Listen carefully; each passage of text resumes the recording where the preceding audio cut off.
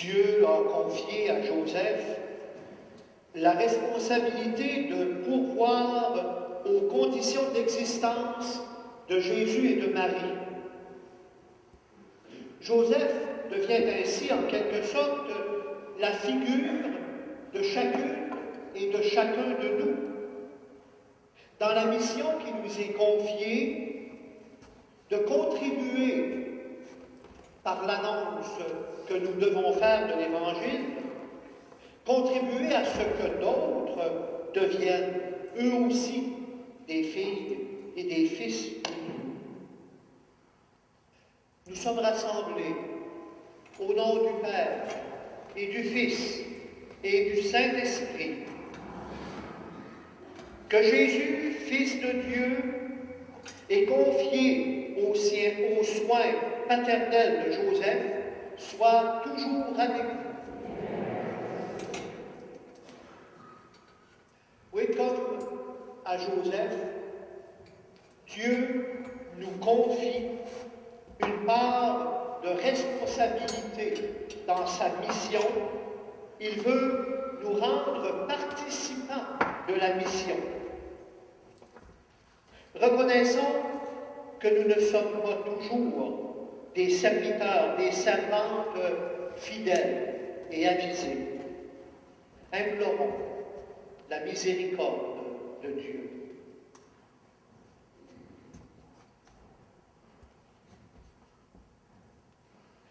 Je confesse à Dieu Tout-Puissant, je reconnais devant mes frères et sœurs que j'ai péché en pensée, en parole, par action et par omission. Oui, j'ai vraiment péché.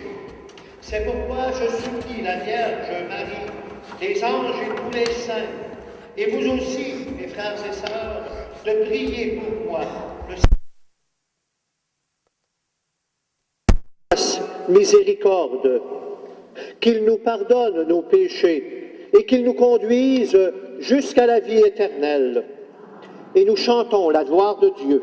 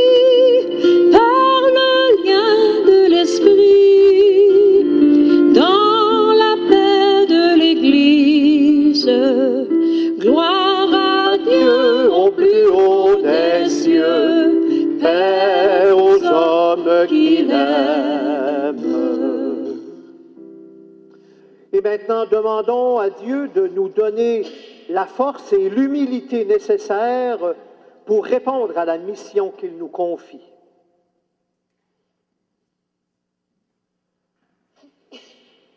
Dieu notre Père, à l'aube des temps nouveaux, tu as confié à Saint Joseph la garde des mystères du salut. Accorde maintenant à ton Église, toujours soutenue par sa prière, de veiller sur leur achèvement. Par Jésus-Christ, ton Fils, notre Seigneur et notre Dieu, qui règne avec toi et le Saint-Esprit, maintenant et pour les siècles des siècles. Et vous pouvez vous asseoir.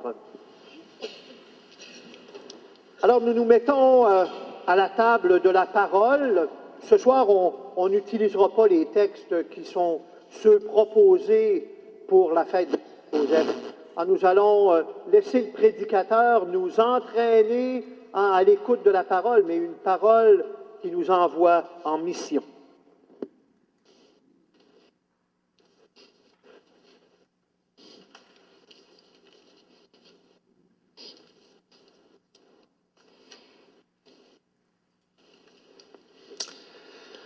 Bonsoir. Nous voilà dans notre dernière ligne droite. Après avoir pris le temps de cheminer avec le Christ pendant ces derniers soirs pour nous laisser toucher par la parole et notamment sur ce thème de l'évangélisation. Comment être témoin de l'évangile aujourd'hui? Comment être vivant de lui au cœur de nos vies, chacun et chacune? Alors ce soir, vous l'avez vu, le thème c'est évangéliser, un envoi en mission dans le monde. Mais c'est un envoi en mission pour vivre et être ce que nous sommes. Et nous l'avons bien compris pendant ces jours. Dieu ne nous demande pas d'être autre chose que ce que nous sommes, mais ce que nous sommes, habités de lui, en lui, transfigurés par lui. Ce soir, on aura la chance de pouvoir communier. Et communier, c'est entrer dans ce mystère, c'est accéder à ce mystère qui nous permet de devenir un peu comme lui, se laisser configurer au Christ. Alors, être vivant du Christ ressuscité. Je vous propose ce soir de commencer en lisant un texte de Matthieu. Je crois que ce soir ça marche la technique alors. Dans Matthieu 28, 18 à 20, texte que vous connaissez, j'en suis sûr. Jésus s'approcha et leur dit : tout pouvoir m'a été donné dans le ciel et sur la terre. Allez donc auprès des gens de toutes les nations et faites d'eux mes disciples. Baptisez-les au nom du Père, du Fils et du Saint-Esprit, et enseignez-leur à pratiquer tout ce que je vous ai commandé. Et sachez-le, je vais être avec vous tous les jours jusqu'à la fin du monde. C'est la fin de Matthieu. Et là, Jésus leur dit, enseignez-leur à pratiquer tout ce que je vous ai commandé. C'est-à-dire reprendre l'évangile, un petit peu comme on l'a parcouru très vite, il y en a plein de choses qu'on a laissées de côté pendant ces soirées. Mais aller à l'école de Jésus, comme on l'a fait hier soir quand Béatrice nous aidait à entrer dans ce texte de la Samaritaine, aller à son école, comprendre comment il a été, ce qu'il a vécu, et apprendre de lui comment enseigner comme il a enseigné, comment témoigner comme il a témoigné. Et puis il nous fait cette promesse, et sachez-le, je vais être avec vous tous les jours jusqu'à la fin du monde. Donc sur les routes de Galilée d'aujourd'hui, dont on parlait le premier soir, il est déjà présent. Donc nous partons vers où? Vers lui, à sa rencontre. De par notre baptême, nous sommes envoyés en mission. Tous, sans exception. C'est ça qui est magnifique. Et ce soir, on va creuser cette question-là. Alors ça veut dire que c'est pour moi? Pour toi? Pour vous? Pour vous? Et oui, c'est ça la bonne nouvelle. Et souvenez-vous, les premiers textes qu'on lisait du pape le premier soir, il nous invite à bouger. Si à un moment vous voulez avoir animé encore plus votre espérance, lisez les textes du pape qu'il a aux dernières journées mondiales de la jeunesse au Brésil. il a dit des paroles aux jeunes, mais c'est magnifique. Et il leur a dit, secouez-vous, mais secouez aussi l'Église. Il faut se bouger, il faut sortir. Il a cette très très belle parole. Je crois que je ne sais plus si je l'ai dit le premier soir. Il vaut mieux une Église qui parce qu'elle se risque, va peut-être un petit peu, comment dire, faire quelques erreurs, qu'une Église qui, par peur de faire des erreurs, ne bouge pas. Donc il vaut mieux se risquer. Il nous le dit, mais l'Évangile n'arrête pas de nous dire ça.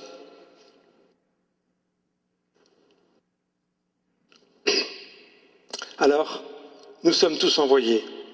En plus, pour certains, l'Église nous a confié une mission particulière et nous y a envoyés, comme diacre, comme prêtre, comme agent pastoral ou autre. Alors, continuons de lire quelques textes. Dans le psaume 69, 10, il y a cette magnifique phrase « Car le zèle de ta maison me dévore ». Est-ce que le zèle du Christ nous dévore au point de nous mettre en route?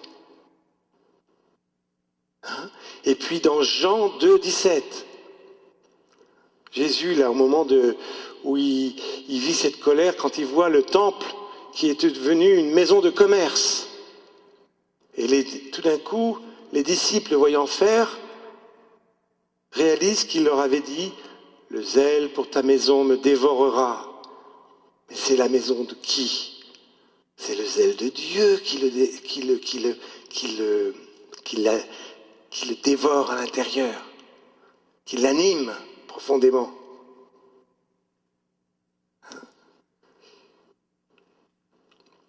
Et puis plus loin, dans Luc 12, 49, Jésus, juste avant sa passion, « Je suis venu jeter un feu sur la terre, et comme je voudrais que déjà il fût allumé. »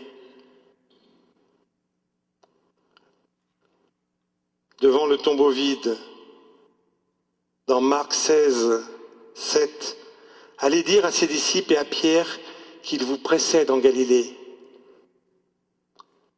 Et dans Matthieu 28, 7 aussi, dans le même endroit, devant ce même tombeau vide, « Il n'est pas ici. Voilà qu'il vous précède en Galilée, c'est là que vous le verrez. » Il nous faut habiter cette parole, entrer là-dedans.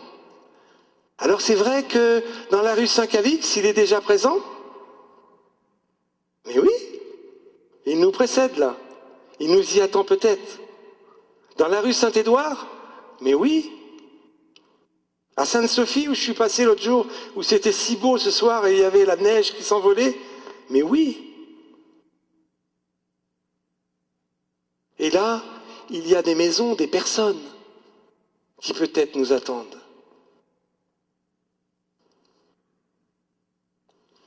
Comme je vous l'ai dit le premier soir, je crois personnellement que la crise que vit l'Église ici au Québec et dans d'autres pays occidentaux est un temps de grâce. Et j'ai envie de vous le redire ce soir. Parce que c'est un appel à approfondir notre relation à Dieu de façon renouvelée, par la prière et les sacrements, par l'étude et la réflexion.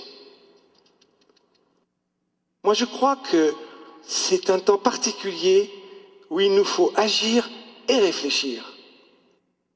Un des premiers actes qu'on a posé en arrivant avec Béatrice à plein temps sur cette terre du Québec, enfin pour y vivre, il y a 2 ans, le premier acte, ça a été de créer une petite fraternité pour prier pour le projet qu'on portait, Zileos. Et le deuxième acte, ça a été d'aller voir un ami, Gilles Routier, et de lui dire, on a besoin des théologiens qui, avec nous, pensent et réfléchissent sur les questions pastorales, notamment pour la question des jeunes. Mais dites-moi, du côté des personnes âgées, il y en a des sacrées questions. Du côté des couples, il y en a des sacrées questions. Et puis un couple quand on a 25 ans, ou un couple quand on a 35 ans, et un couple quand on a 65, et un couple quand on a 85, c'est pas les mêmes questions. dans ce monde qui bouge, qui en permanence est en mutation. Il nous faut aussi penser et réfléchir. Il y a des gens dont c'est le métier de faire ça, mais il faut les associer à nous, pour pas qu'ils restent dans leur tour d'ivoire dans les universités. Mais aussi, tout simplement, une étude de la Bible. Comprendre ce qui se passe dans ce monde, s'y intéresser. J'ai essayé de transmettre à nos filles, et Béatrice, je sais qu'elle s'y intéresse aussi, leur donner goût de comprendre, lire la sociologie, lire la psychologie. Alors il y a des livres très compliqués, mais il y a des gens qui ont le talent de nous expliquer des choses compliquées de manière simple. Parlez-vous entre vous, donnez-vous les bons livres qui aident à comprendre ce qui se passe dans ce monde. Et il y a des gens qui savent écrire, vulgariser des pensées compliquées. Alors il faut lire ces livres-là. Puis ceux qui parmi nous ont plus de talent sur le plan intellectuel, eh ben, aidez-nous à comprendre. Et aidez les autres à comprendre. Hein?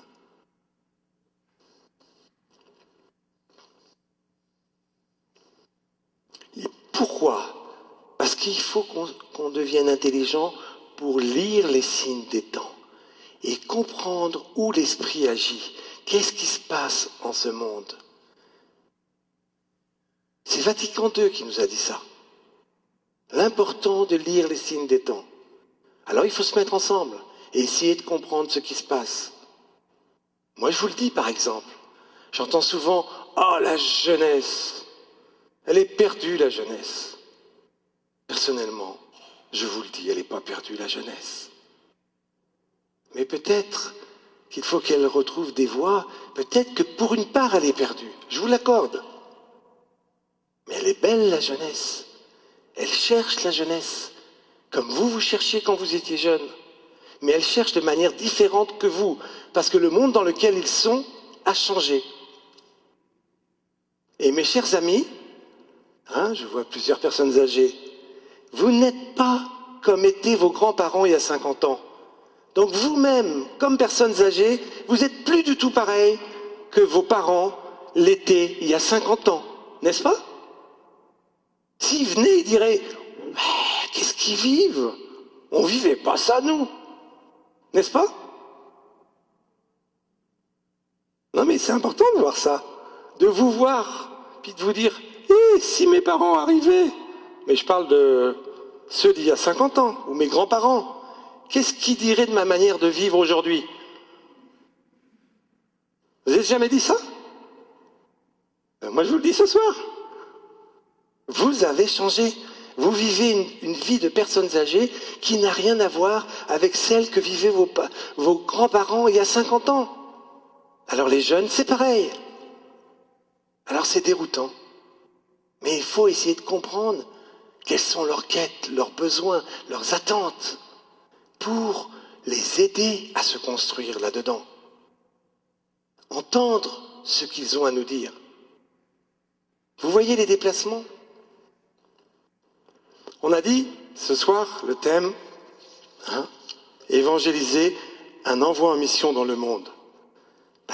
Si on est envoyé dans le monde, et qu'on arrive en disant « le monde est mauvais, puis nous, qu'est-ce qu'on est bien, les chrétiens ?» Pas sûr que ça va marcher, la chose. Puis, excusez-moi, c'est pas l'évangile, ça. Regardez Jésus. Regardez Jésus. On l'a mis sur une croix parce qu'il a fréquenté des gens infréquentables. Parce qu'il a dit « aimez-vous les uns les autres, mais tous ». Et lui, on n'arrivait pas à le mettre dans une boîte. Il s'occupe des pauvres, mais le lendemain, il parlait à un riche. Il s'occupe des prostituées, mais le lendemain, il était encore avec quelqu'un d'autre. Il était avec tous. Parce que le Père nous aime tous. Et le salut nous est offert à tous. Et toutes. C'est important d'entrer là-dedans. Et de se laisser travailler par ça.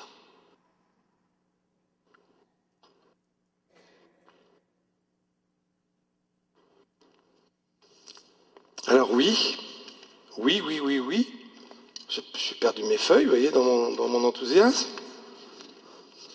Je ne sais plus où j'en suis. C'est pas grave. Où ai-je mis ma feuille? Ben voilà, je la retrouverai à un autre moment. Pas grave. Bon, c'est pas grave. Il y a des mystères parfois, il y a une feuille qui disparaît. Hein? Donc je disais... Ah, l'importance d'avoir une femme dans la vie. Oui, mais tu m'amènes la feuille que j'ai, chérie. Non, on n'est pas celle-là non plus. C'est pas grave. C'est pas grave. Et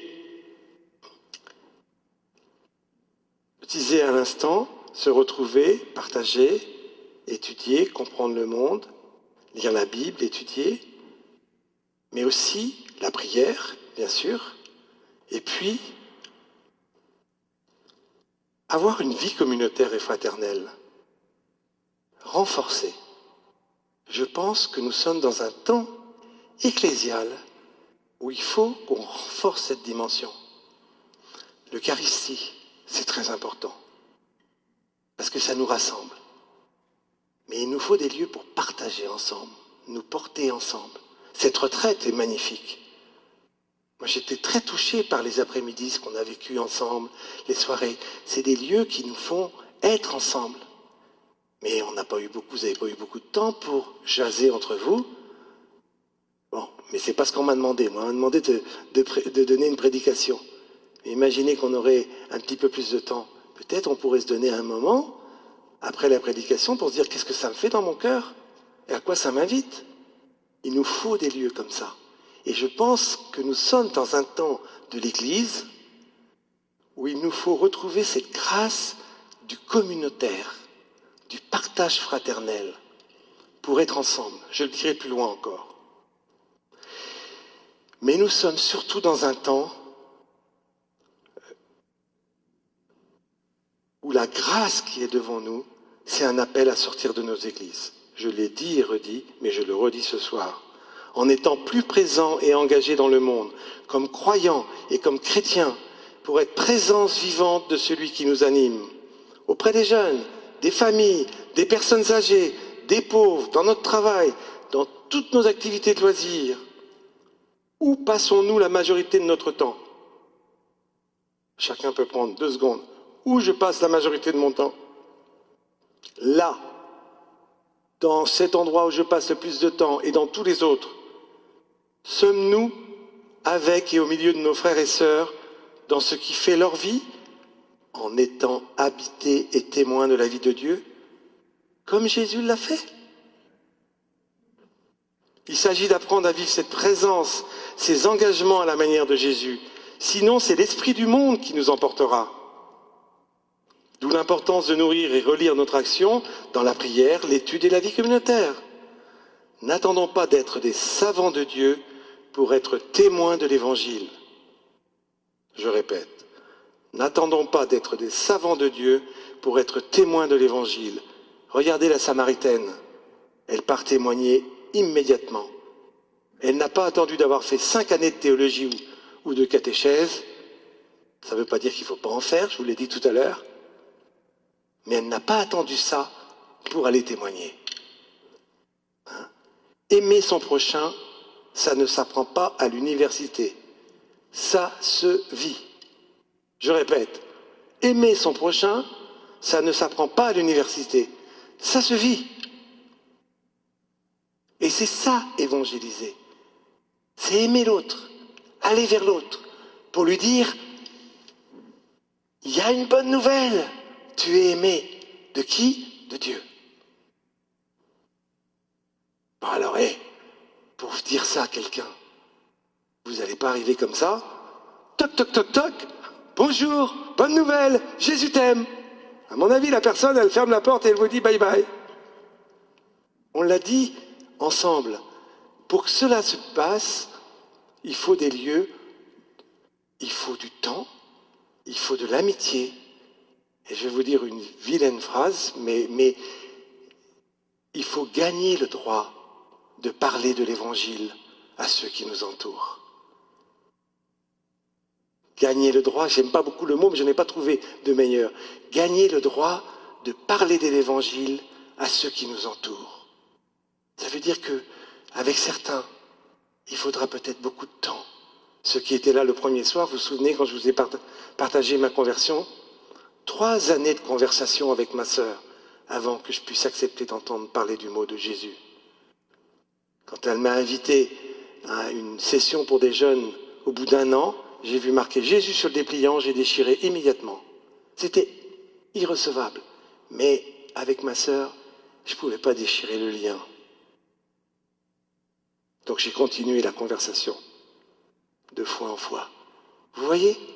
Et au bout de 3 ans, parce que c'était mûr en moi, parce que plein de choses s'étaient passées, j'ai dit, est-ce que je ne pourrais pas aller faire un de tes trucs là avec les jeunes? C'est moi qui ai demandé.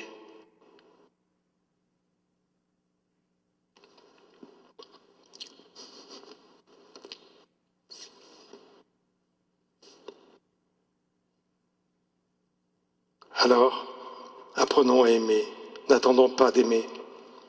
Ne craignons pas de sortir de nos habitudes comme le pape nous y invite.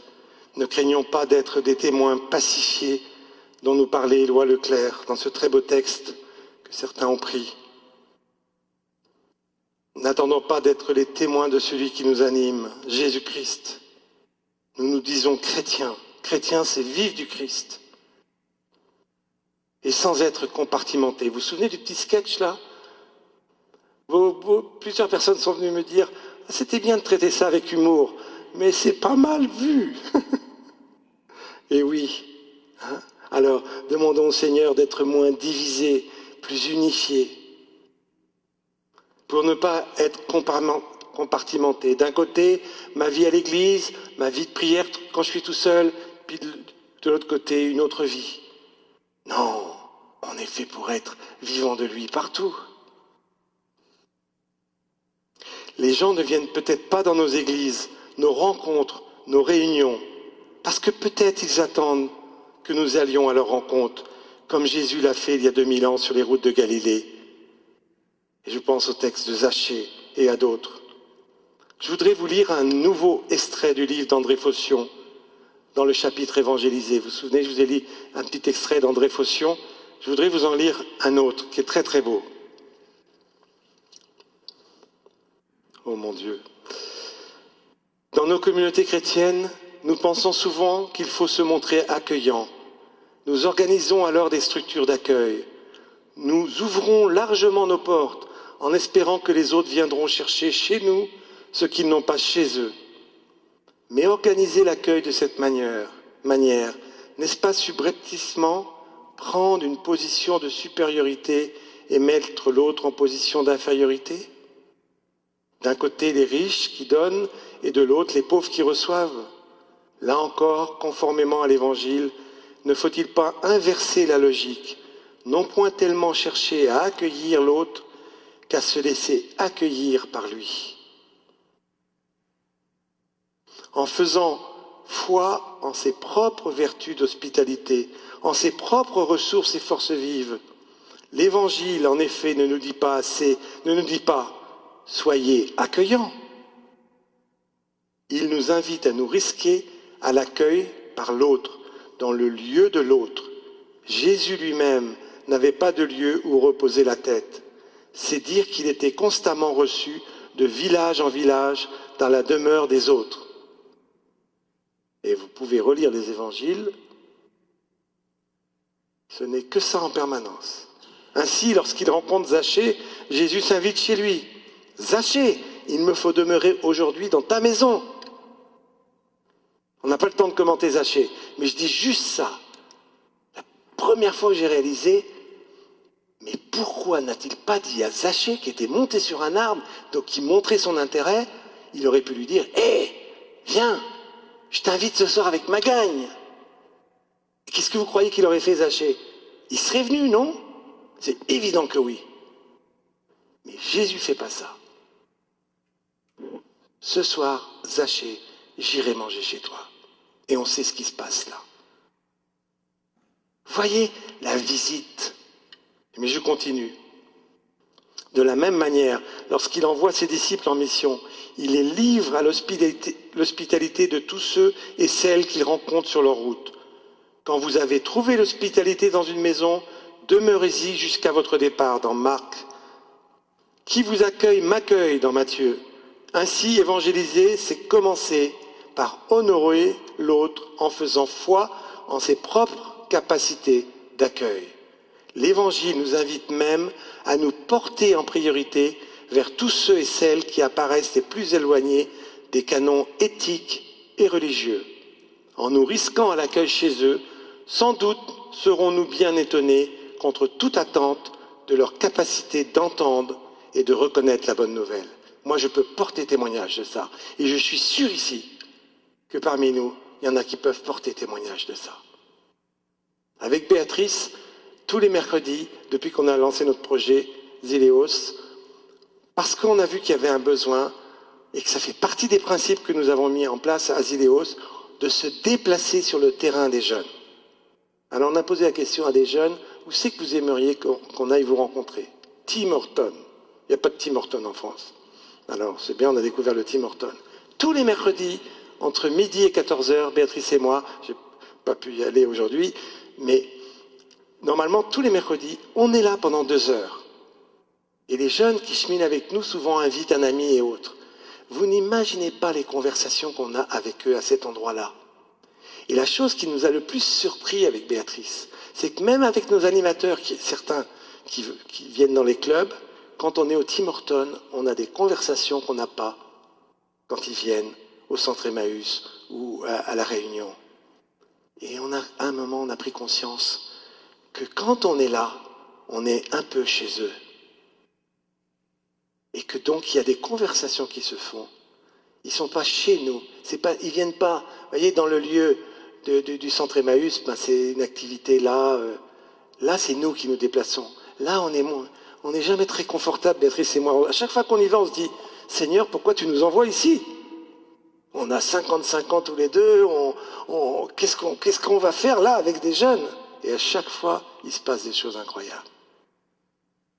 Mais on le fait de manière discrète. Il n'y a pas de Bible ou de croix à notre table. On est là, présent à eux. Et là, il se passe des merveilles. Donc il nous faut inventer ça. Chercher comment le faire. Et se déplacer sur le terrain de l'autre pour découvrir leur capacité d'accueil. Ce fut d'ailleurs l'expérience de Jésus lui-même. Jamais je n'ai vu une telle foi en Israël, dans Luc 7, 9. Lui aussi est un fils d'Abraham, dans Luc 19, 9. Les prostituées et les pécheurs vous précèdent dans le royaume de Dieu, Matthieu 21, 31. Bien entendu, cet appel évangélique à nous risquer à l'accueil chez l'autre n'enlève rien à l'exigence de nos communautés d'être elles-mêmes accueillantes. On n'est pas en train de dire qu'il ne faut plus être accueillant dans nos communautés. Mais Phocion continue. Je continue de lire Phocion plutôt. Et je reprends. À l'accueil chez l'autre n'enlève rien à l'exigence de nos communautés d'être elles-mêmes accueillantes, mais ce sera alors dans un mouvement d'hospitalité réciproque, parce que toute hospitalité donnée appelle en effet l'hospitalité rendue, mais cette fois sans supériorité ni infériorité, puisque les uns et les autres donnent et reçoivent. C'est magnifique, n'est-ce pas? Mais ça met peut-être des choses dans une autre perspective.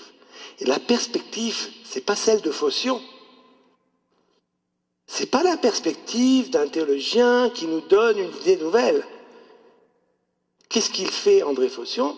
Il nous aide à voir ce qui se passe dans les évangiles et comment Jésus fait.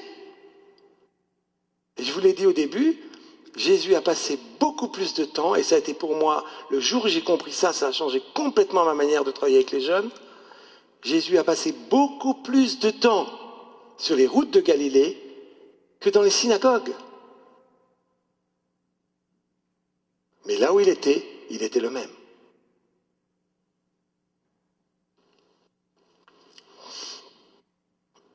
Alors si on ne bouge pas, si on ne bouge pas, je vais boire un petit peu parce que j'ai la gorge desséchée.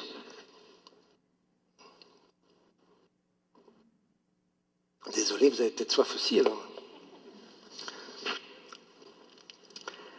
J'ai un ami évêque du Québec, qui n'est pas loin d'ici, et c'est cette phrase, je le paraphrase. Si on ne bouge pas dans 10 ou 15 ans, la plupart de nos églises seront fermées, disait-il. Il ne le disait pas de manière désespérée. Alors vous allez me dire, c'est pour ça qu'il faut bouger? Je ne crois pas. Je ne crois pas que fondamentalement c'est à cause de la fermeture des églises, même si c'est très triste. Moi je crois qu'il nous faut bouger au nom de l'Évangile et de tous ceux, ici dans le diocèse de Québec, qui attendent, souvent sans le savoir, la bonne nouvelle de l'Évangile. Vous vous souvenez, hier au soir, on a travaillé, touché jusqu'au fond des entrailles. C'est ces entrailles, brûlées par nos frères et sœurs en humanité, qui nous font aller de l'avant. Alors, moi je vous le dis, dans nos églises, il y aura plus de monde. Mais ça sera un fruit. C'est pas pour ça qu'on va aller vers eux. C'est pour eux qu'on va aller vers eux. Mais on verra, comme cette jeune, que je me souviens, à une retraite qu'on a animée, une retraite spirituelle. Vous savez, en chemin, nous, avec des jeunes, il y en a la moitié qui se disent incroyants. Puis là, on a commencé un parcours, maintenant, approfondissement de la foi chrétienne. Donc on a un parcours pour des commençants dans la foi ou recommençants. Et puis là, il y avait quelques jeunes qui étaient mûrs. Et à la fin de la retraite spirituelle, mais une vraie retraite spirituelle, 3 jours, des temps de solitude et tout, la jeune de 18 ans dit, moi, j'ai fait une telle expérience du Christ. C'est formidable ce que j'ai vécu pendant ces 3 jours. Puis la messe de hier soir, on avait là, le père David, un jeune prêtre du diocèse de Nicolette qui était venu, il a dit, c'était magnifique. Et il a dit cette phrase toute simple, maintenant, j'ai envie de retourner à l'église. J'en ai besoin. Vous voyez? Et parce que c'est un besoin à un moment. Comme quand je disais à mon curé, je suis sec comme une éponge et j'ai besoin d'être nourri, d'entendre la parole, que cette éponge soit mouillée à nouveau. Vous vous souvenez, pour ceux qui étaient là dans mon partage. C'est le même mouvement qui se met en route. Mais on ne doit pas partir d'abord parce que nos églises vont fermer. Par contre, peut-être que parce que nos églises vont fermer, ça nous bouge un peu les fesses, excusez-moi, ça nous bouge un peu et ça nous oblige à nous dire, hé, qu'est-ce qui se passe? Mais le Seigneur se sert de ça. Mais fondamentalement, c'est eux qui comptent. Alors vous allez me dire, où sont les forces vives si les gens commencent à revenir? Si demain, là, imaginez, là, dans 6 mois, dans 1 an, il y a 300 personnes de plus qui viennent à la paroisse, comment on va faire pour s'en occuper? Oh, bougeons pas, ça va faire trop de monde. Non, non, non. Là encore, l'Évangile nous donne des réponses. Et je peux le confirmer, moi, dans mon expérience pastorale depuis 36 ans. Les apôtres, les disciples, c'est sur les routes de Galilée que Jésus les a rencontrés. Les apôtres, les disciples, c'est sur les routes de Galilée que Jésus les a rencontrés. Dans les 90%, 95% des personnes qui ne viennent jamais dans nos églises, il y a des personnes magnifiques que le Seigneur a préparées. Je n'ai pas le temps de parler de ça, je passe.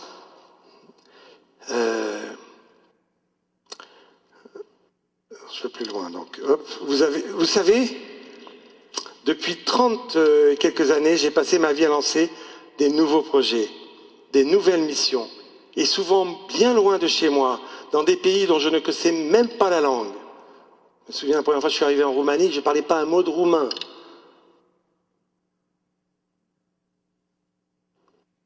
Pratiquement toujours, dans ma propre communauté, c'était la même ritournelle. On a déjà tellement à faire. Pourquoi démarrer une nouvelle mission, un nouveau projet? Et puis avec qui on va faire cela? Du Canada à l'Afrique, de l'Amérique du Sud à l'Asie et à l'Europe, j'ai compris que l'essentiel, c'était de se mettre en mouvement. Et qu'en fait, le plus difficile, c'était de rassembler les 2 ou 3 premières personnes. Si on était capable de donner à ces personnes un minimum de vision, d'outils pédagogiques un peu, de formation continue et parfois de formation initiale plus longue pour certains, alors le Seigneur faisait des miracles. Il donnait au fur et à mesure de la route ce dont nous avions besoin. Dommage, je n'ai pas le temps de développer plus. Mais je pourrais rendre témoignage de tant de personnes que j'ai vues se mettre en route. Je pense à Ludovic, il avait 18 ans, un jeune Africain. 10 ans après, il était responsable de plusieurs projets humanitaires. Il s'occupait de plus de 10 000 personnes. Il avait créé une école, 3 000 élèves dans l'école. Un jeune qui s'est converti à l'âge de 18 ans. 10 ans après, on l'a formé, on l'a aidé, etc. Mais voilà un homme, mais on ne savait pas que c'était quelqu'un qui s'engagerait comme ça. Si vous m'aviez rencontré à l'âge de 19 ans, vous n'auriez pas mis un copec sur moi en se disant cet homme-là, un jour, il sera engagé à plein temps dans l'Église. Il y a plein de gens, et de jeunes et de moins jeunes, qui, le jour où ils arriveront avec nous, s'engageront. Donc n'ayez pas peur qu'il y ait 300 personnes de plus ou 200 personnes, peu importe le nombre. Mais vous voyez, ces personnes-là, parmi eux, il y a des gens qui seront de vrais disciples pour nous. Lisons le texte dans Luc 10, 1, 2. Je ne sais pas si Béatrice l'a. Après cela, le Seigneur choisit 72 autres hommes et les envoya 2 par 2 devant lui dans toutes les villes et tous les endroits où lui-même devait se rendre. Il leur dit, la moisson à faire est grande, mais il y a peu d'ouvriers pour cela. Priez donc le propriétaire de la moisson d'envoyer davantage d'ouvriers pour le faire. Il faut apprendre à voir avec les yeux de la foi ce que le Seigneur nous a préparés. Ils ne sont pas forcément là où nous croyons. Pour terminer, je voudrais juste donner quelques pistes pour vivre l'évangélisation et peut-être initier de nouvelles habitudes dans vos vies et dans la paroisse. Père O'Neill, si je dis des bêtises, vous me coupez la tête. La première chose, c'est de demander à Dieu la grâce de changer les habitudes. Car si vous allez vers des personnes nouvelles, ils vous conduiront à changer vos habitudes personnelles et peut-être vos habitudes ecclésiales et pastorales. Parce que ces gens-là arriveront avec des choses qui feront bouger. Et de tout temps dans l'Église, ça s'est passé comme ça. Alors pas pour faire n'importe quoi. Il faut discerner, il faut... Attention, je ne suis pas en train de dire. Mais attendez-vous à être dérangé. Comment vivre un ministère de présence auprès des personnes? Je voudrais donner quelques pistes à la fin de cette retraite. Vive une pastorale de l'amitié, particulièrement avec les personnes qui se disent loin de Dieu et de l'Église. On ne cessera, faut se le dire et le redire. Je ne développe pas plus, j'ai assez dit là-dessus. Nous déplacer dans leur lieu de vie pour aller à leur rencontre. S'intéresser vraiment à leur vie, à leurs questions, à leurs besoins.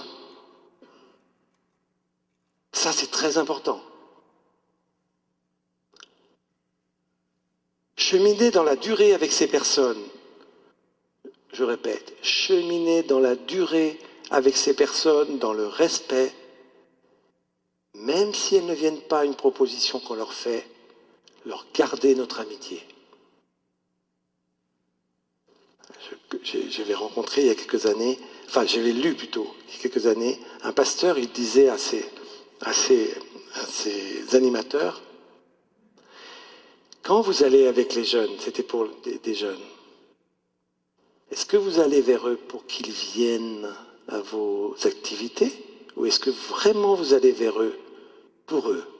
Et il disait, je vais vous donner un petit secret pour vérifier ça. Quand le jeune que vous invitez à votre activité après 1 an de cheminement, 6 mois, 2 ans, 3 ans, peu importe, vous dit non, est-ce que vous lui gardez votre amitié alors qu'il y a vraiment une amitié qui est tissée avec lui? Si oui, il y a de fortes chances que vous êtes centré sur le jeune et pas d'abord le remplissage de vos camps ou de vos activités. Mais moi, ce que je sais, c'est que quand on vit ces amitiés-là, naissent des demandes. On voit les jeunes nous dire « Hé, c'est gentil là les discussions qu'on a ensemble, mais est-ce qu'il y aurait un lieu où je pourrais cheminer avec d'autres jeunes ?» Mais c'est un fruit, c'est pas le but. Vous voyez? Donc le but, c'est pas qu'on remplisse nos églises, c'est qu'on annonce la bonne nouvelle de l'évangile. Alors, à un moment, on aura besoin de se rassembler. Dites-moi ici, il y a toujours eu une église à Plessisville? Il y a 150 ans, il y avait une église à Plessisville? Oui, peut-être. Oui. Mais avant 150 ans, il y avait une église?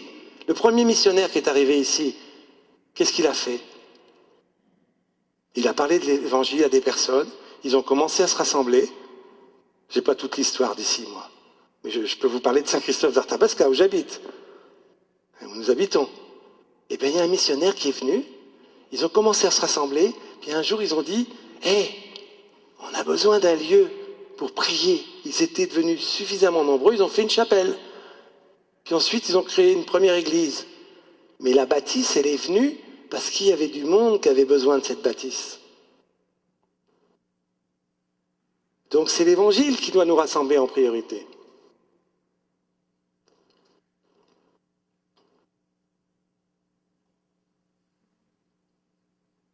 Pour ceux qui ont un agenda trop plein, je suis sûr qu'il y a des gens ici qui ont un agenda trop plein. Laissez de la place à l'imprévu dans vos agendas. Moi, j'ai souvent un agenda assez plein. Un jour, un ami, je lui ai dit, comment tu veux que je fasse pour prévoir l'imprévu? On ne prévoit pas l'imprévu, n'est-ce pas? L'imprévu, c'est l'imprévu. Et puis lui, il m'a aidé à voir que dans mes semaines, ou dans mes journées, grosso modo, il y avait, à l'époque, à peu près un tiers de choses imprévues qui arrivaient. Mais comme mon agenda était plein à craquer, il n'y avait pas de place pour l'imprévu. Et l'agenda d'un chrétien, il doit y avoir de la place pour l'imprévu. Parce qu'on l'a vu dans les évangiles, Jésus, il y a plein d'imprévus. Hier, avec la Samaritaine, il traverse là, par le raccourci, et il est resté 2 jours. Ce n'est fait que de moments où il s'arrête. Il part guérir quelqu'un et quelqu'un le touche. Il s'arrête. Est-ce qu'il y a de la place pour l'imprévu dans nos journées? Pour laisser un peu de temps. Alors des fois, on ne peut pas répondre immédiatement. Mais si on a prévu un peu de place pour l'imprévu dans le jour suivant ou à la fin de semaine, je pourrais dire à la personne, je ne peux pas te voir aujourd'hui, mais dans 2 jours, je peux te voir. Et je parle particulièrement là à ceux qui sont agents ou agentes de pastoral, j'ose pas dire les prêtres aussi, parce que des fois, on est tellement plein qu'on n'a plus de place pour celui-là qui arrive et qui sonne. Il n'y a aucun jugement là-dessus, de personne. Je me mets dedans.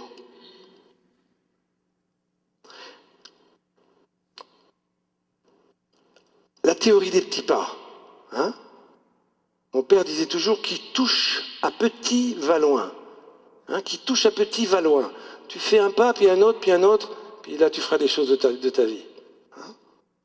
On ne peut pas tout changer tout de suite dans notre vie et puis au niveau de l'Église. Mais on peut faire des petits pas et avancer. Repérer les personnes qui ont ce charisme d'aller à la rencontre des autres et se mettre avec eux. Ça serait beau de pouvoir, dans l'Évangile, il les envoie 2 par 2. Et ça nous dit peut-être quelque chose sur l'évangélisation.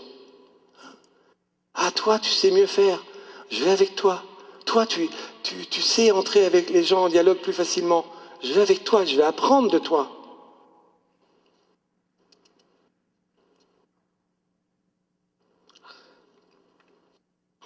Alors, si on vit cette pastorale de l'amitié, ce cheminement avec les personnes, s'attendre à des fruits, avoir des propositions à leur faire selon leurs besoins et leurs étapes spirituelles. Ça, c'est très important. On ne donne pas de la viande à un bébé, n'est-ce pas? Au niveau de la vie spirituelle, quelqu'un qui commence ou recommence dans la foi, on ne peut pas lui donner tout de suite une nourriture trop consistante. Et la meilleure image que j'ai, moi, c'est la maman qui a son bébé au sein. Elle peut lui donner pendant 6 mois ce lait maternel et on voit le petit bébé qui grandit, c'est magnifique. Et c'est beau. Mais si au bout d'un moment, elle continue 2 ans, 3 ans à lui donner que de ce lait, le même petit bébé va devenir rachitique. Il ne va plus grandir. À un moment, il faut lui donner des fruits, il faut lui donner des légumes, il faut lui donner de la viande, il faut lui donner une autre nourriture. Excusez-moi, l'image, elle est peut-être un peu triviale, mais c'est pareil au niveau de notre vie spirituelle. Il ne faut pas rester toujours au lait maternel. À un moment, on a besoin d'une nourriture plus consistante. Pour nous, par exemple, peut-être, l'Eucharistie fait sens. Mais dites-moi, il chemine pendant 3 ans avec les disciples, ils partagent le pain, lisez les textes, je vous en supplie, vous verrez qu'ils n'ont quasiment rien compris ce soir-là. Il faut qu'ils vivent mort et résurrection de Pâques pour comprendre ce qui s'est passé ce soir-là. Et nous, on voudrait, comme ça, là, prendre un jeune de 18 ans ou une dame qui a 50 ans et puis lui dire « Hey, bienvenue à l'Eucharistie !» Et peut-être qu'elle ne va rien comprendre. Parce que ces gestes-là, ce qui se passe à l'Eucharistie, ça demande d'être peut-être un peu introduit. Alors, Dieu est plus grand que nous, puis il peut se passer des miracles, et puis la personne va entrer dans le mystère de l'Eucharistie. Mais quand même, on n'y est pas arrivé comme ça, du jour au lendemain, chacun et chacune d'entre nous. Donc, il faut des propositions adaptées. Donc, ça vaut le coup qu'avec vos pasteurs, vos prêtres, les agents de pastorale, avec ceux qui ont des responsabilités dans la paroisse, vous cherchiez qu'est-ce qui existe déjà pour les commençants ou recommençants au niveau de la foi sur cette paroisse ici à Plessisville et dans vos paroisses, de l'unité pastorale.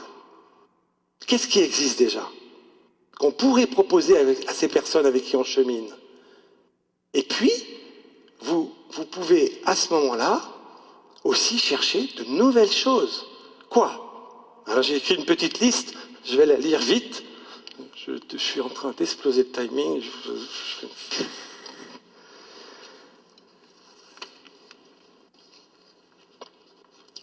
D'abord, réfléchir sur des choses adaptées aux tranches d'âge qui sont les vôtres. Quand on a 65 ans, 70 ans, 80 ans, quels sont les besoins de ces personnes-là? Si c'est des couples, c'est encore autre chose. Si c'est des célibataires, de quoi ils ont besoin? Si c'est des personnes qui ont des difficultés, qui peuvent être confrontées à la maladie ou autre, de quoi ils ont besoin? Si c'est des jeunes, des plus jeunes, des enfants. Hein? Et essayez d'inventer des choses qui rejoignent les gens.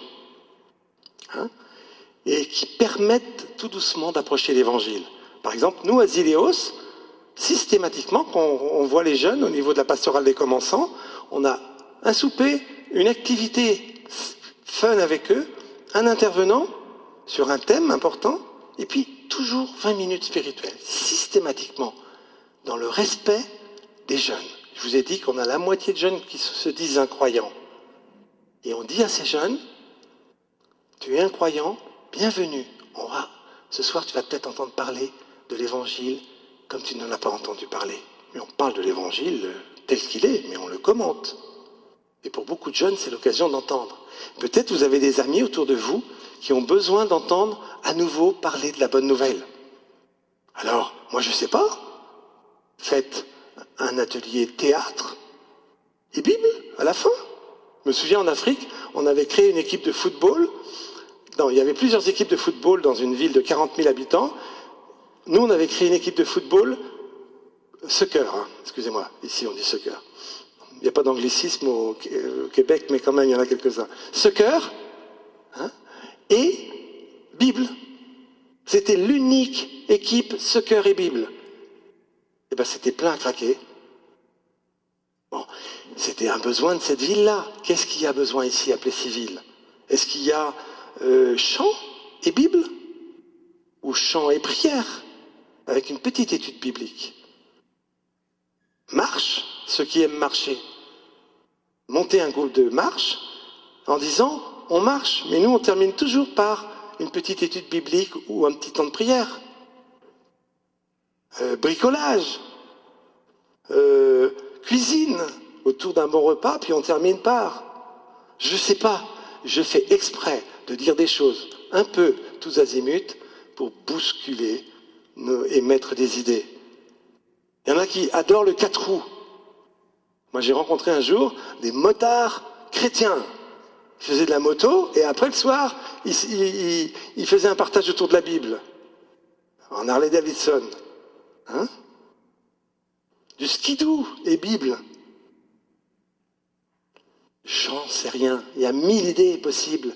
Mais je mets juste quelque chose pour casser un peu nos idées, que peut-être l'évangile, ça pourrait être lié à quelque chose de sympathique en même temps. À un moment fraternel, à un moment où on fait une activité ensemble, puis on termine sur autre chose et on partage de nos vies. Demandez à vos amis les questions qu'ils ont, les thèmes qu'ils voudraient voir abordés. Faites venir des personnes pour répondre à leurs questions. Pas pour répondre à nos questions, pour répondre à leurs questions. Comment vivre en couple? Comment vieillir en couple? Hein? Ceux qui ont 80 ans, qui sont en couple, vous avez peut-être des choses à dire à d'autres, ou vous avez peut-être des questions. Est-ce qu'on va répondre à vos questions? Comment durer en couple? Action sociale et prière, voyage culturel et études bibliques, je ne sais pas. Partir en retraite? Là, vous faites la retraite. Coupez la tête si vous voulez. Hein. Mais pourquoi pas? Moi, je me souviens d'une église que j'avais visitée. Chaque année, la paroisse partait pour une journée ensemble, du samedi midi. Ils n'allaient pas bien loin, ils allaient dans un beau lieu, mais à 200 km de la paroisse, ou 100 km, peu importe. Et ils partaient du samedi midi au dimanche soir. Et c'était magnifique parce que toute la paroisse, pas toute la paroisse, la moitié de la paroisse, mais c'était déjà extraordinaire. Chaque année, depuis 20 ans, faisait ça. Et chaque année, la moitié de la paroisse s'en allait. Une fois, c'était un, l'année d'après, c'était d'autres. La moitié en moyenne. Et ce qui m'avait frappé, c'est que des plus petits enfants aux grands-parents, tout le monde était là. Et ça donnait une vie fraternelle. Et il y avait des activités le matin qui étaient proposées aux enfants spécifiques, pendant que les parents pouvaient vivre et écouter quelqu'un qui prêchait. Et puis l'après-midi, c'était du temps où tout le monde se rencontrait. Et j'avais demandé au prêtre, qu'est-ce que ça a changé depuis que vous avez fait ça? Il m'avait dit, la fraternité. Il y a quelque chose qui s'est fait de la fraternité dans notre Église et de l'amitié et aussi de l'intergénérationnel.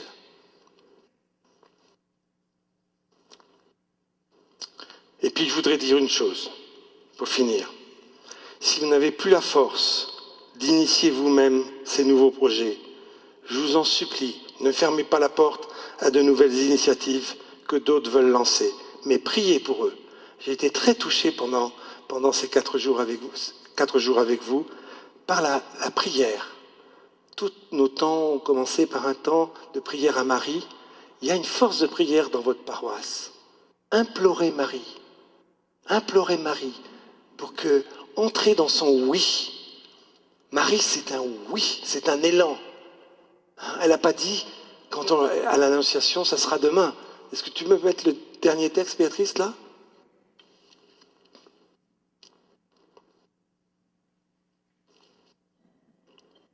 Elle a dit, je suis la servante du Seigneur, qu'il m'advienne selon ta parole.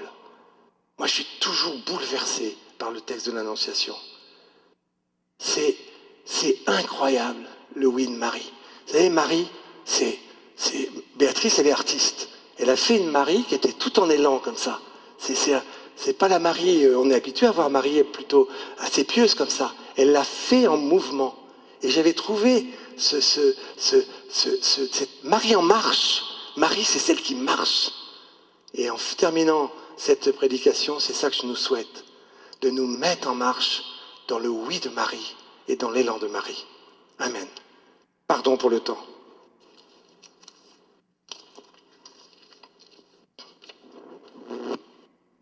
Alors nous entrons dans la partie ensemble Eucharistie.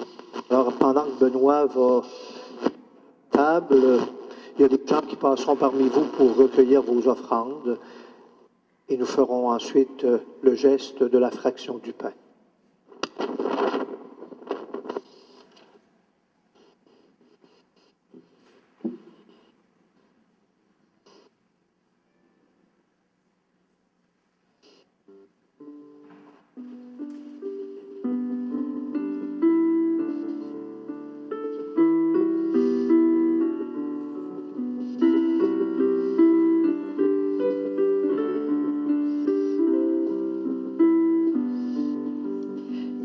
ce que je suis, tout ce que je vis, voici que je l'offre avec ce pain. Tout ce qui est beau, ce qui est moins beau, voici que je l'offre avec ce pain, Seigneur.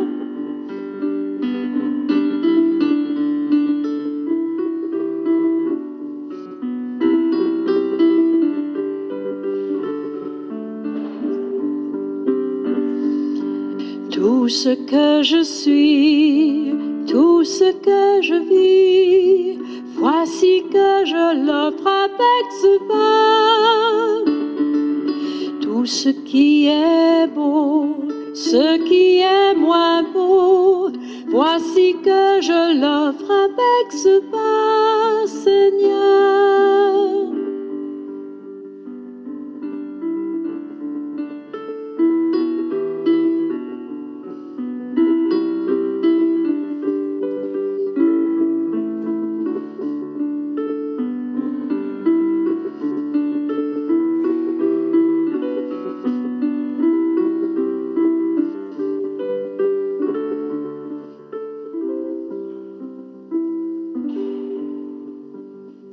Prions ensemble au moment d'offrir le sacrifice qui est celui de toute l'Église. Dieu notre Père, fais que nous puissions nous présenter au service de ton autel avec un cœur sans partage. À l'exemple de Saint Joseph qui s'est consacré tout entier à servir ton propre Fils né de la Vierge Marie, lui qui règne avec toi et le Saint-Esprit, maintenant et pour les siècles des siècles. Amen. Le Seigneur soit avec vous. Élevons notre cœur, nous le tournons vers le Seigneur. Rendons grâce au Seigneur, notre Dieu.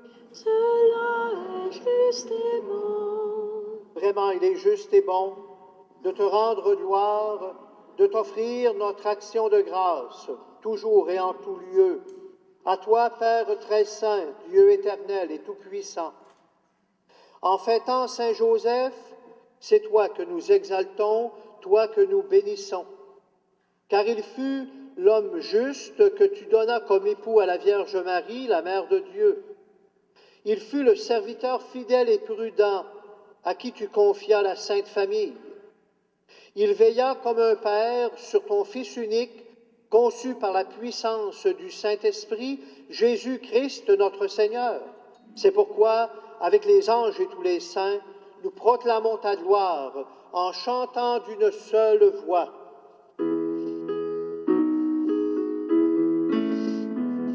Saint, Saint, Saint, le Seigneur, Saint, Dieu de l'univers, le ciel et la terre sont remplis de sa gloire. Chante Hosanna, chante Hosanna, chante Hosanna pour ton Dieu. Chante Hosanna, chante Hosanna, chante Hosanna pour ton Dieu. Béni soit celui qui vient au nom du Seigneur. Notre Père, nous te prions. Sanctifie ces offrandes en répandant sur elles ton esprit. Qu'elles deviennent pour nous le corps et le sang de Jésus, le Christ, notre Seigneur. Au moment d'être livré et d'entrer librement dans sa passion, il prit le pain, il rendit grâce, il le rompit et le donna à ses disciples en disant « Prenez et mangez-en tous. Ceci est mon corps livré pour vous. »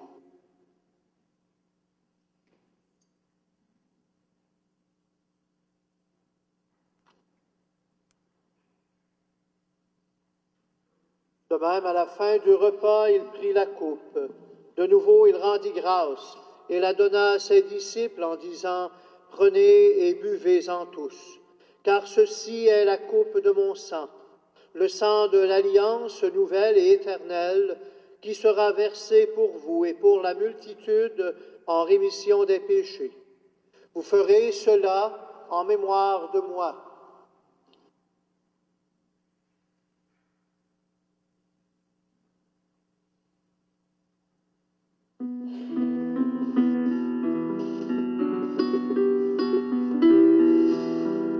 Il est venu dans notre monde, il a pris chair de la Vierge Marie, il a souffert dans notre monde, il a donné son corps et son sang.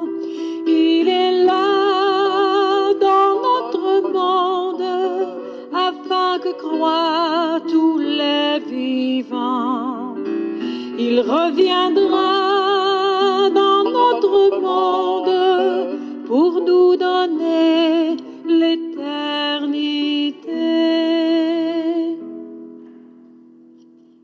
Faisant ici mémoire de la mort et de la résurrection de ton Fils, nous t'offrons, Père, le pain de la vie et la coupe du salut. Et nous te rendons grâce, car tu nous as choisis pour servir en ta présence, pour être témoins de ton évangile au cœur de notre monde. Humblement, nous te demandons qu'en ayant part au corps et au sang du Christ, nous soyons rassemblés par l'Esprit Saint en un seul corps. Souviens-toi, Seigneur, de ton Église répandue à travers le monde. Fais-la grandir dans ta charité, avec le pape François, notre évêque Gérald, et tous ceux qui ont la charge de ton peuple. Souviens-toi de nos sœurs, de nos frères qui se sont endormis dans l'espérance de la résurrection, et spécialement de Fernand Nadeau, pour qui la célébration est offerte. Également pour M. Réal Pinette, qui est décédé à l'âge de 80 ans, époux de Angéline Pinette. Ces funérailles auront lieu ici en l'église Saint-Calixte, samedi à 11h30. Nous prions pour toutes les personnes qui ont quitté cette vie. Reçois-les dans ta lumière, auprès de toi.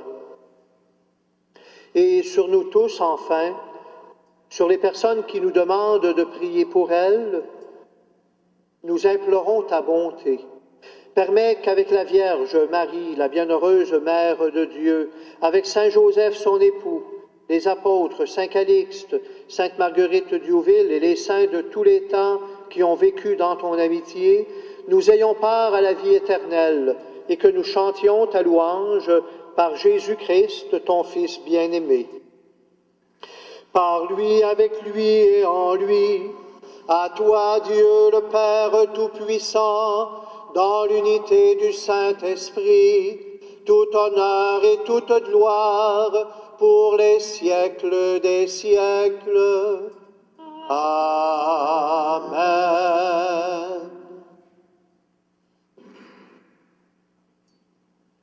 Unis dans un même esprit et dans la confiance, nous disons la prière que Jésus nous a enseignée. Notre Père, qui es aux cieux, que ton nom soit sanctifié, que ton règne vienne, que ta volonté soit faite sur la terre comme au ciel. Donne-nous aujourd'hui notre pain de ce jour.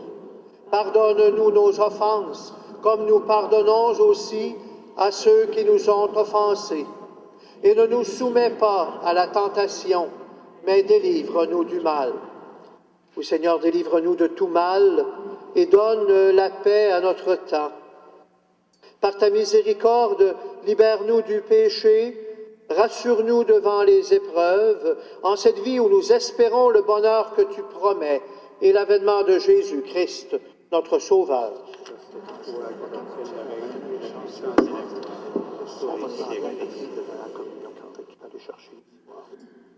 Seigneur Jésus-Christ, tu as dit à tes apôtres, je vous laisse la paix, je vous donne ma paix. Ne regarde pas nos péchés, mais la foi de ton Église. Pour que ta volonté s'accomplisse, donne-lui toujours cette paix et conduis-la vers l'unité parfaite, toi qui règnes pour les siècles des siècles. Et que la paix du Seigneur soit toujours avec vous. échangeons un signe de paix.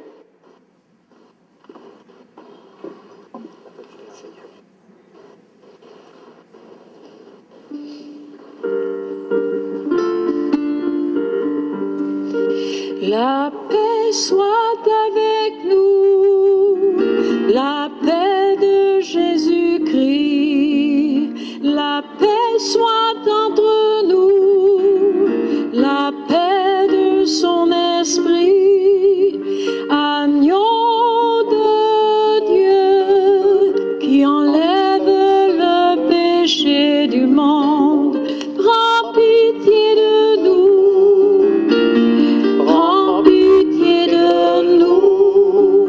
Agneau de Dieu qui enlève le péché du monde, donne-nous la paix, donne-nous la paix.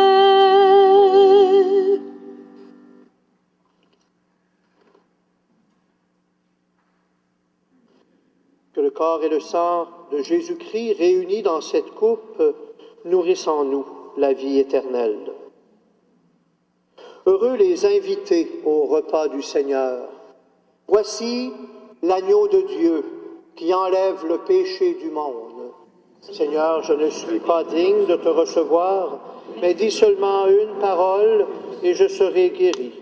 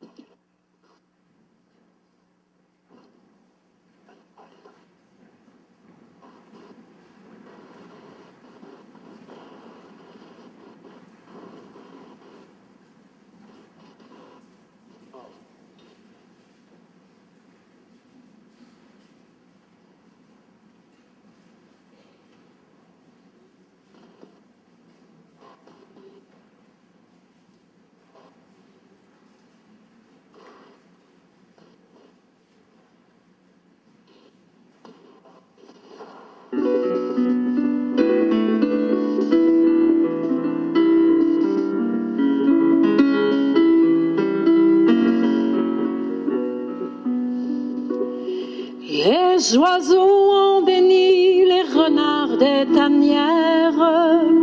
Jésus n'avait pour lui que l'ombre d'une pierre. Il parcourait la nuit des chemins de misère. La maison des petits lui était familière. Sur les pas de Jésus, vous trouverez la croix, mais la croix de Jésus est promesse de joie. Sur les pas de Jésus, vous trouverez la croix, mais la croix de Jésus est promesse de joie. Il allait sans argent, sans bâton ni besace, en oubliant le temps et les premières places. Il disait de la vie qu'on gagnait à la perdre, et que c'était folie de se vouloir célèbre. Sur les pas de Jésus, vous trouverez la croix, mais la croix de Jésus est promesse de joie. Sur les pas de Jésus, vous trouverez la croix, mais la croix de Jésus est promesse de joie.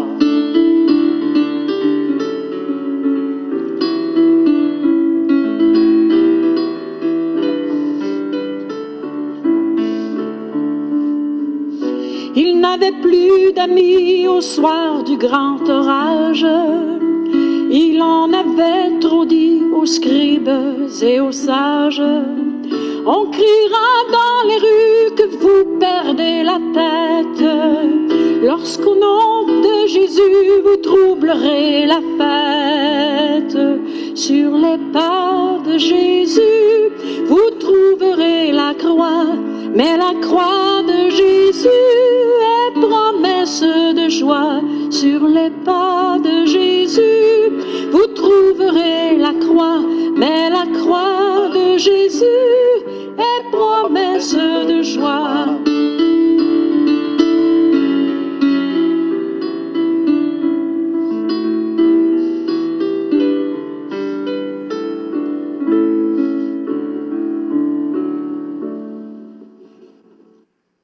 Seigneur, après cette communion, je voudrais t'offrir chacun et chacune d'entre nous.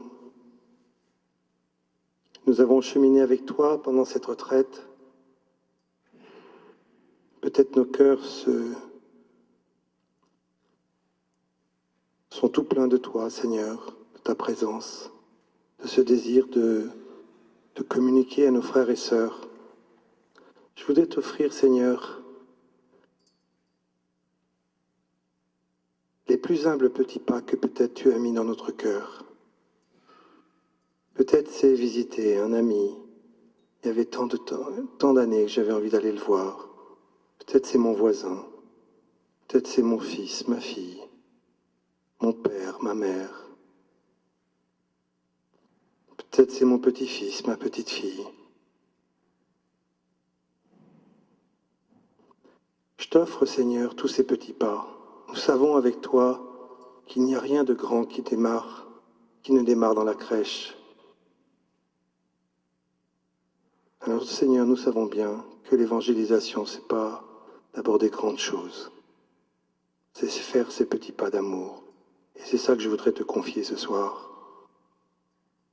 Pour chacun et chacune d'entre nous. Pour la paroisse ici.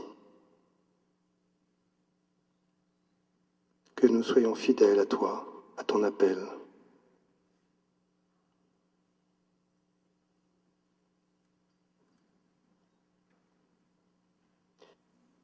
Je pense bien qu'on ne peut pas laisser partir Patrick et Béatrice sans leur dire merci. Comme c'est Benoît qui nous les a mis dans les pattes, alors j'ai demandé à Benoît de prendre la parole pour dire un mot de remerciement. Alors même si on sait qu'on est un petit peu plus tard qu'on avait dit, on va quand même prendre le temps, je pense, de dire merci.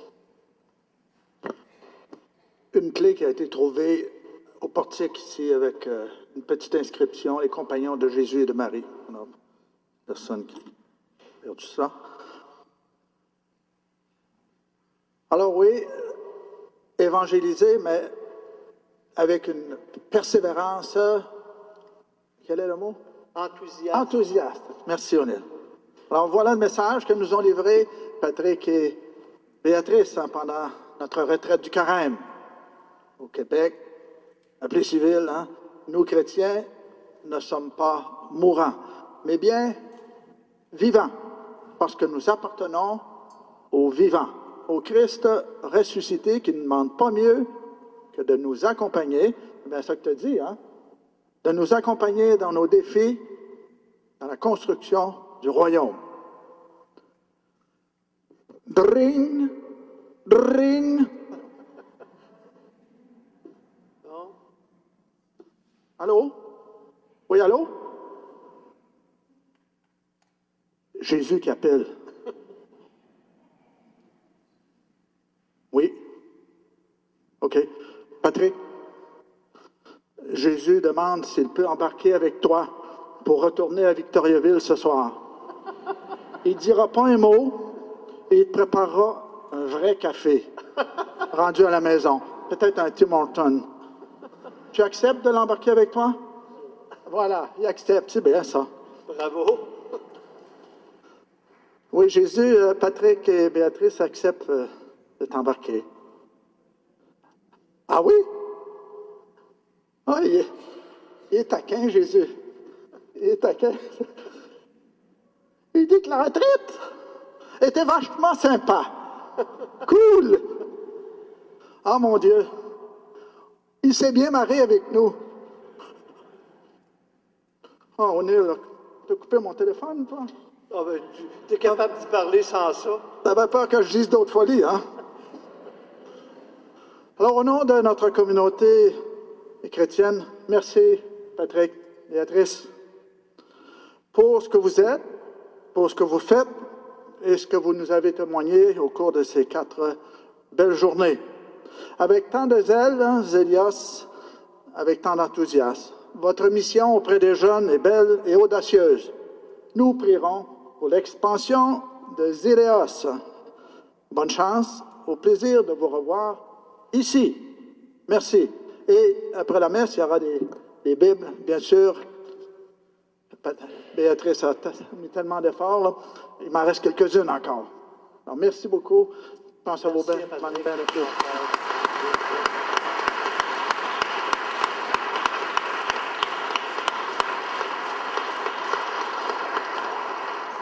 Moi, c'est un merci à vous que j'ai dans le cœur et je repars. Vous pouvez compter sur notre prière parce qu'il faut beaucoup de prières pour tout ce dont on a parlé. Les défis sont grands.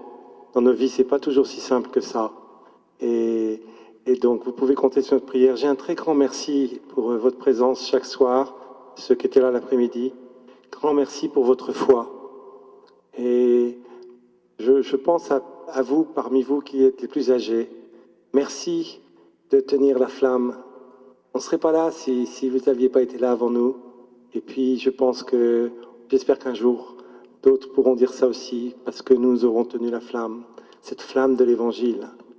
Et j'ai envie de vous dire, le sous-titre de cette retraite, vous le savez, c'était « Je vous le dis, s'ils se taisent, les pierres crieront », comme s'il nous disait, Jésus, « Si les hommes ne peuvent pas dire la vérité sur moi, c'est la création tout entière qui la criera. » Alors n'attendons pas que seulement la création crie, soyons des gens qui crions de joie cette espérance qui est dans notre cœur. C'est ce que je nous souhaite à toutes et à tous. À bientôt. Mais moi, je garde ce principe du petit pas. Commençons. Le Seigneur soit avec vous. Et que Dieu Tout-Puissant vous bénisse, le Père, le Fils et le Saint-Esprit. Allez dans la joie et la paix du Christ. Nous rendons grâce à Dieu. Au revoir.